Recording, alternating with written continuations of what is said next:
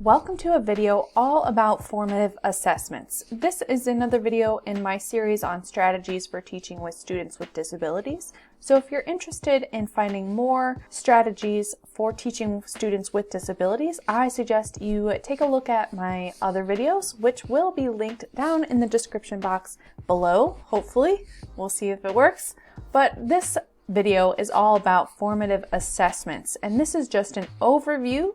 And we will actually be deep diving into how to effectively use formative assessments on different online platforms so that you can take your knowledge on formative assessments and implement them to remote learning. Now, I will give a little disclaimer before this video. Most of you probably know what formative assessments are already, but this video is designed to give you some more knowledge or maybe expand your knowledge just a little. So let's jump into formative assessments versus summative assessments. So basically just what is a formative assessment in the first place.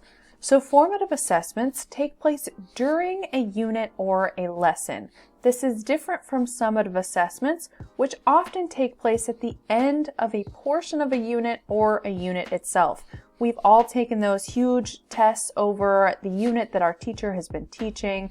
We know and are familiar with summative assessments. Formative assessments are a little bit more informal.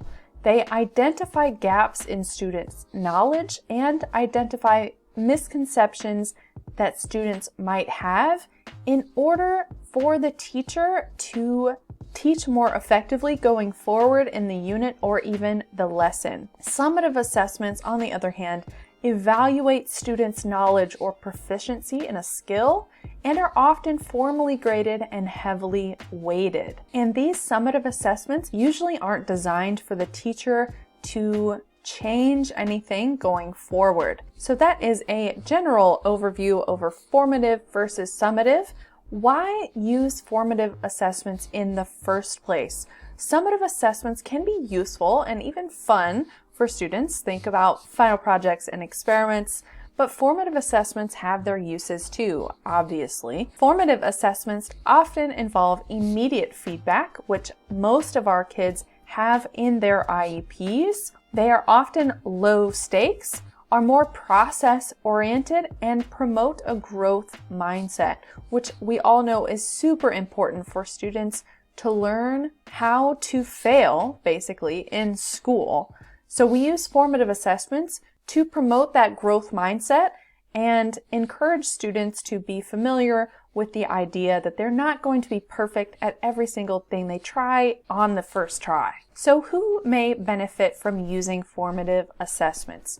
Students with developing memory skills, either short-term or long-term memory skills, benefit from that added at-bat that you get from using formative assessments. Students with anxiety, such as test anxiety, or even a more severe anxiety disorder, such as generalized anxiety disorder, formative assessments can help those students because they're lower stakes than a summative assessment usually. And students with developing self-esteems, formative assessment with the immediate feedback, you can bolster your students' self-esteem and encourage them to grow in a more encouraging environment. And lastly, formative assessments are designed for teachers and educators to alter their lessons, alter their unit plans, to educate students more effectively and more efficiently. So formative assessments, I would say educators,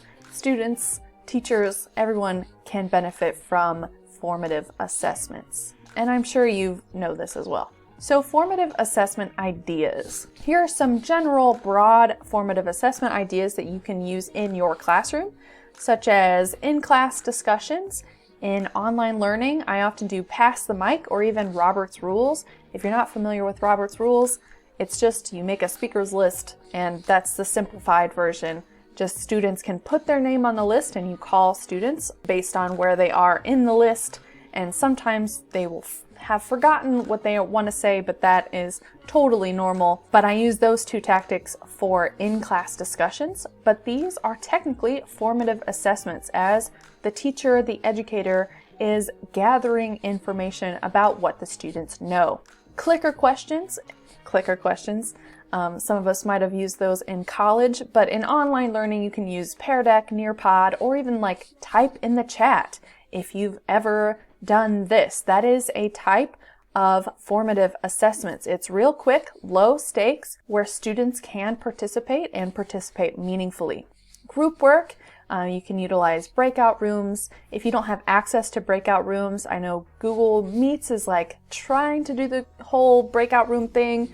I just give the students individual links, and I have all the links to short quizzes in online learning, Google Forms, even quizzes and Quizlet, more game online quizzes count as formative assessments. Reflection questions, they can be done either on Flipgrid, like a video format where students are reflecting verbally, or even Google Docs where they're reflecting on paper, and surveys. Online learning, you can use type and chat, voting, Actively Learn, or Nearpod for some surveys. And these are all formative assessments. They are gathering information so you can adjust your plans to better help your students. So formative assessments, tips and tricks. So here are some tips and tricks for formative assessments. First of all, make sure that you are collecting information when you're giving a formative assessment. That's kind of the whole point for the teacher, is to gather information on what the students know and what the students don't know, because we want to fill those gaps that they don't know. That's our whole job. We want to adjust the lessons also. Once we collect information, we want to adjust our lessons. It's like doing a science experiment. You do the experiment, you find out you were wrong in the end, and you have to adjust the experiment and do it just a little bit differently going forward. Also, promote positivity. The whole point of formative assessments for the students is to get more practice with the material. So if we are practicing positivity while learning, that's a good thing. I know that sounds really cheesy, but keep clear criteria also. If you're asking a survey question, for example, type a 1 in the chat for this and a 2 in the chat for this. List it out, have it written down somewhere, and have the criteria very clear for students so that they can participate. If the students are confused on what they're supposed to be doing, they can't participate in your formative assessment. And the smaller the data pool gets, the less information you have, the less data you have, the less likely that you're going to be able to pinpoint those misconceptions, those gaps in knowledge that students have. Also, scaffold when necessary. This ties into keep clear criteria. You want to support those students with disabilities at all times. Also, give immediate feedback. A formative assessment is really impactful and can be very impactful if you give immediate feedback. Many of our students thrive off of and even have IEP accommodations for encouragement, that positivity piece, and feedback from teacher. So that is something directly related to our students' IEPs and something you can do very easily during your class. And that is all for this overview. Coming soon, I have a deep dive into formative assessment tools. As I mentioned earlier in the video, I am going to be doing a little mini series on formative assessment tools, including Google Forms, Flipgrid, Pear Deck, and some other tools that you can use during online learning to formatively assess your students so that you can make your lessons the best that they can be. Until then, I will see you whenever. Have a great day.